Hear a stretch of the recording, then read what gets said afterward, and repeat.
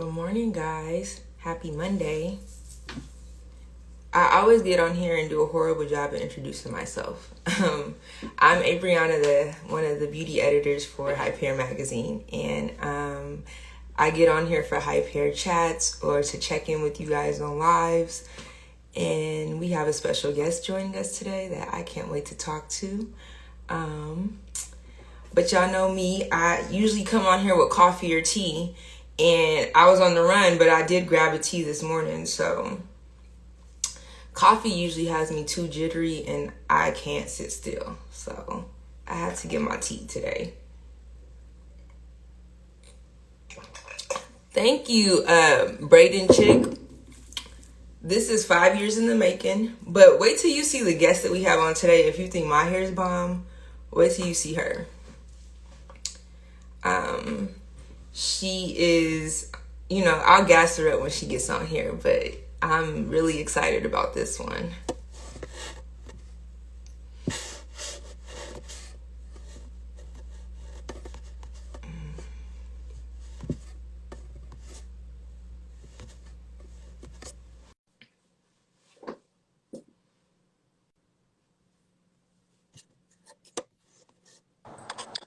Hi, Queen. Hello, beautiful. How are you? Thank you. How are you? Good. So nice to see you. Thanks for joining us. Chris, I know it's so early. It's Over here, but it's all good. Oh, thank you for having me. Hi, Pemag. You guys have been around for a hot second, so thank you very much for having me on here.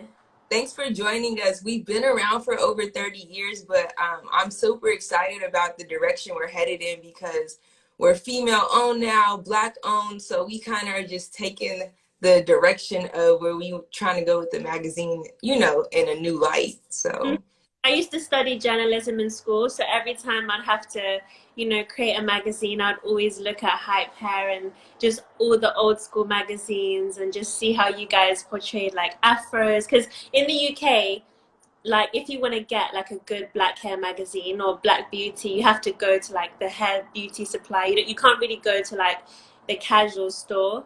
So it was just like uplifting because I grew up in a predominantly white neighborhood to like buy them and just see how my mom's side of life were like in the 80s and the 90s. It was always really nice for me to experience that. I'm so happy you have a connection with it. That's awesome. Yeah. And you're giving a little bit of background about yourself. I know you're in the UK, so tell people a little bit about like your background and your heritage and where you come from. Yeah, so I'm 23. I live in London, and I'm from Zimbabwe. I've been natural for 12 years now, but I big chopped my hair 3 years ago. I literally shaved it all off, like literally level, I don't know the levels, but level. And yeah, I've been on this journey of being a content creator and, just traveling around the world. I have my own curly hair salon, and tomorrow my book comes out. So there's just a lot of stuff going on, but that's me in a nutshell. That's awesome. I actually was really excited when you agreed because I went to one of your Happy Fro Day events at Come to. the one in Clover City. Oh, amazing. So Oh, thank you so much. your little journal, I have Yeah. a note written. You, I have the journals in front of me. So wait, I'm just gonna get it. Just give me 1 second. I think it might have been this one if it was Clover City. I know you probably wouldn't remember like which one you wrote in, but that was in 2015, right? Yeah, like when I first went natural, I was like, well, I'm gonna go to this event. My hair doesn't look right, but you kind of created that. So you've been a staple in my hair journey for as long as I've started. So I could imagine the other people you made an impact on. Oh, So thank you, love. Well, at the LA side. No, wait, this is March. Okay, so we're in June, and that was in July. yeah, it was like in the summer. Okay, so I'm almost there. Okay, we're in LA now. Yeah. So you just have to recognize your own handwriting. Right. You ready? Yeah. I'm Let's see. just just seeing where it starts from. Okay, here we go.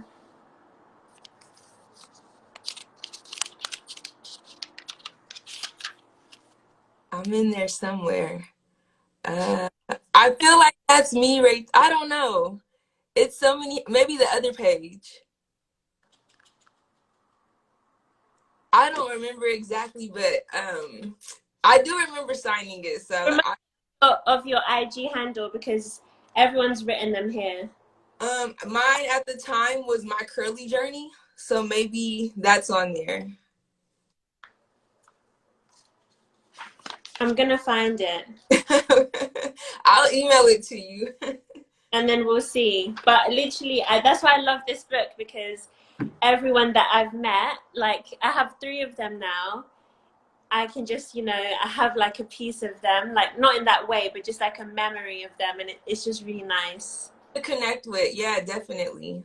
And since you mentioned your big chop, also, what I know that has really changed your life in ways that you probably didn't think of. I'm sure that's probably a little bit of the inspiration behind your book. So, can you get into like what made you chop your hair and how has that transformed you from, when I first met you, you went by Fro Girl Jenny. And now you've adapted a new name like Nia the Light. So I know that's a piece of you evolving into something different. Yeah, so I mean, when you met me, I was deep in my hair. And obviously, like I have my hair out now, but it's a thing where I couldn't go to the grocery store or like just out on my travels when like with my hair, in a bun or wet or whatever. Like I had to have my big hair, and I realized my addiction to that look when I was in Cape Town, and we were on this tour, and it was like 10 p.m. and we were all, having the best time. And I was like, girls, I need to go to bed. Like, we're going on a tour tomorrow. We're going to be exploring and I need to do my hair. And they were like, but you just did your hair today. And I was like, yeah, but it needs to be cute because we're going to be taking all the pictures.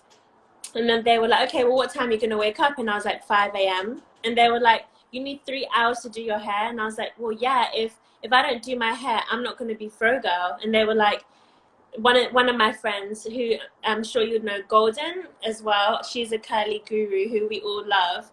She was like, "You're always gonna be Fro Girl. Like, you need to just wear your hair up." So I ended up doing like this slick hairstyle like this, and I swooped my hair. And I remember going out, and I just felt so free. And I was like, "Wow! Like I've really worn this uniform, and I feel naked without it." So Mm-hmm. that's when for me, I was like, I need to learn who I am without this thing I rely on. So it's been an amazing journey. It's been very liberating and I've enjoyed it. But girl, I cannot lie. There are some crazy people in Right. the, like, you guys need to go away. You're not here to talk about hair, so you need to get out of here. I thought of you because I wore this shirt today.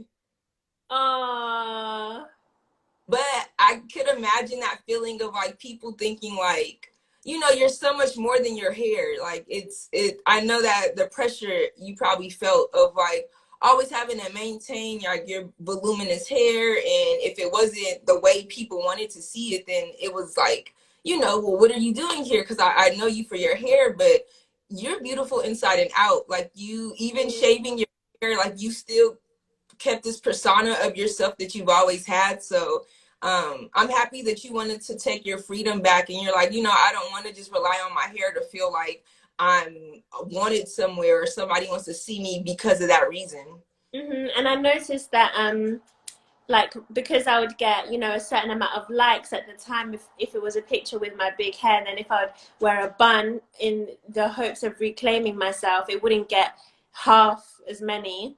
I realized my addiction to also being validated by other people. So even when I cut my hair, I had like 2 weeks where I didn't tell anyone.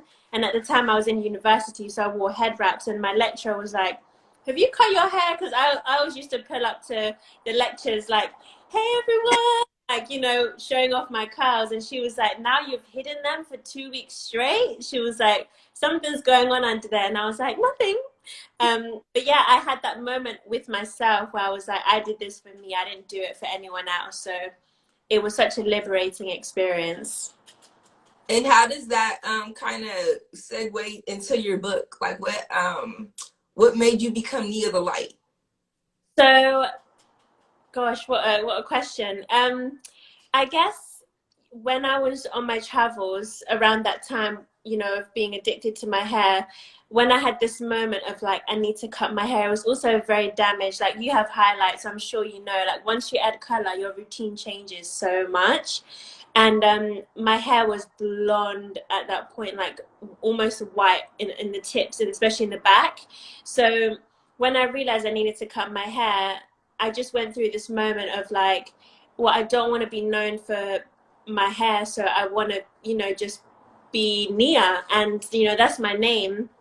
So my family always call me the light. Like they always say every time I walk into a room, I always bring radiance. So I just added them together, and that's just how it came about. But it's obviously a name that I always have to live up to it. You know, I always want to strive to be radiant and to be a source of joy for people, because I know for most people that are watching, we're all going through stuff. So I like to make my channel a place where it uplifts people in some way or another. So I really take my name, you know, Right, right. right, with a high responsibility, basically. You live up to it, definitely. You're always so transparent. You're always very honest about what you're going through, and I know Mm-hmm. you relate with that. So you definitely live up to being the light. Thank you, mommy. Um, And while I'm seeing your hair, and it's a little voluminous right now, like what's your voluminous hack, or like what's your go-to, like your routine? What do you stick to? Yes. It does cost me because you can kind of see. Well, here I slept on my hair in a different way than usual. I usually use a scarf, but last night I just used a hairband because I found that the scarf isn't working for me like it used to. So I wanted to revisit just using a scrunchie, so it's a bit loose. But I literally just like pick, you know, from the root. And I often see a lot of people take the pick all the way to the bottom. The volume grows from here. So only focus on the roots. And then also using a diffuser, like I like to use my Dyson, and I just hold it, and then once it's almost dry, I then start to move it up and down and just shake at the root.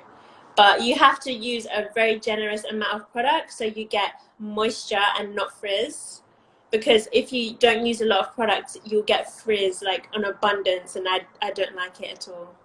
Right. And I have a Dyson blow dryer also. It's like the best investment I've ever made in my life. Mm-hmm. Yeah, it's so pricey, but it's so worth it. Like I've had mine for 2 years and it's never let me down. Whereas when I'd buy the cheaper ones, I was always having to get a new one. Like, because especially the diffuser attachments, like the nozzles would fall off or it would overheat and then some parts would melt. So yeah, it's a really good investment for sure. Right, right.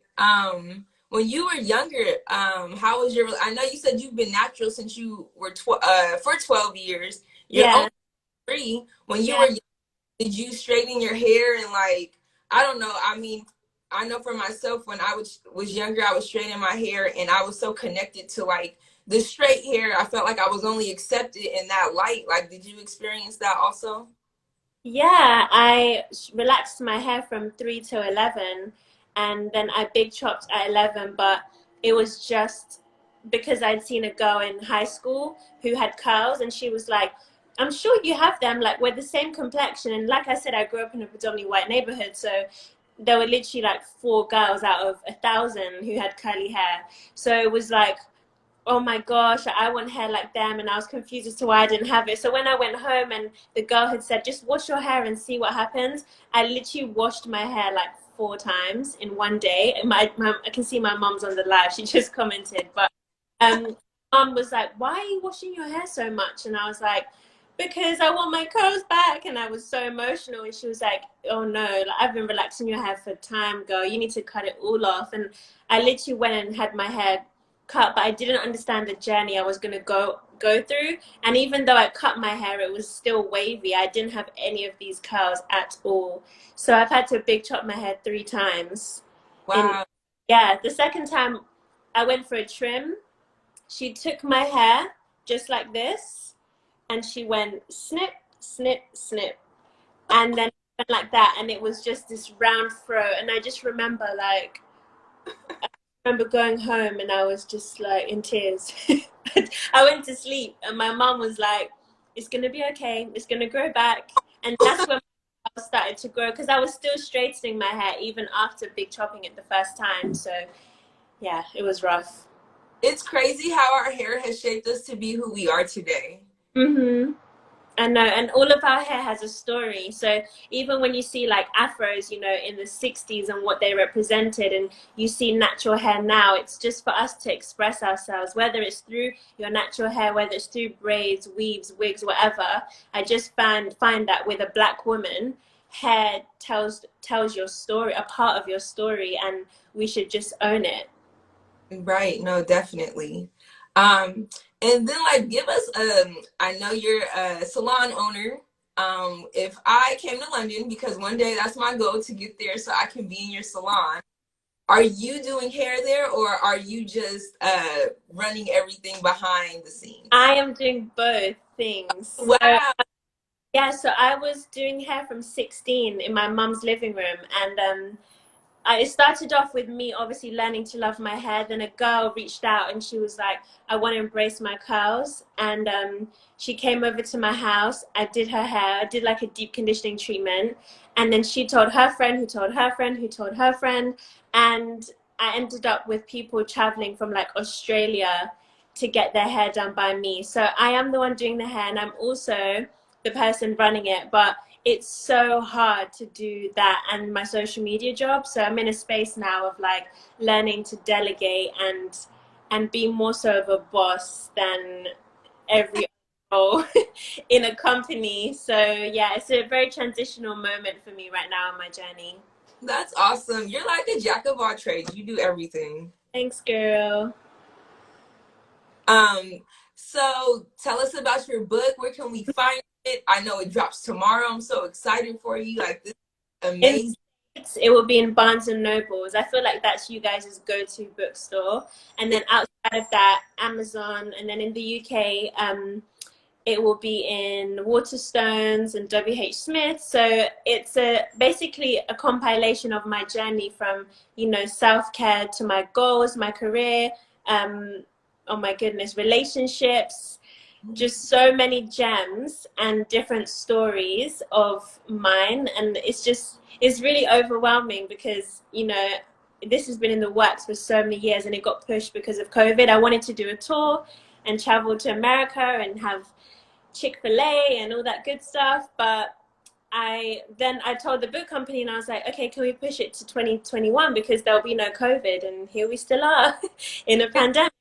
But I'm really, really excited, and I love seeing everyone with their copies right now because I just feel like I'm in everyone's spaces, and I hope you get it, and I hope you get to enjoy it because it's interactive as well. So you can write down elements of your journey. I give you prompts basically, and then of course I have my story, and it's illustrated too. Awesome. No, I'm running to Barnes and Nobles tomorrow to grab Oh, it. I will thank tap. I have it because I like what curly girl isn't excited for this. Besides curly girls, I feel like you can connect with people regardless of their hair type because of the person you've transformed into. thank Um, you. so it just is like you have both angles of like curly girls, people who are going back and forth with like transitioning. So it's awesome. We have somebody in the comments. They're asking what the name of the book is, but if you want to give them a little bit more information about that. Oh, the book is called The Book of Light, and I gave it that name. Well, it was actually the last thing we worked on. I wrote the whole book, did all the illustrations, and I was like, what am I gonna call it? Like I had no idea, but just because my brand is called, Near the Light, I just wanted to have a book that emulated that, and it's just a very simple name, and it doesn't give too much away, and it doesn't make anyone feel like they can't read it or they can't be a part of it. So we all want light and positivity. So that's why I called it that. And that's how you got the day started. I'm so happy you were able to join us. I Oh, appreciate thank you. you for having me. No, this is like a curly girl moment for me. Like I really appreciate you hopping on. Like Thank you. Can amazing. a quick picture? I'll, Yes, please. I'll just DM it to you guys. You ready? Awkward. Okay. 2, 3. Perfect. I'll send it to you. Thank you so much. Thank It's you. so nice to you. I'll I'm see you on my story now and post from like when I first met you all the way down. So I'm soon. gonna take pictures. Thank you, Queen. Have a good one. Thank you to everyone who's watching as well. Thank Even you so Bye.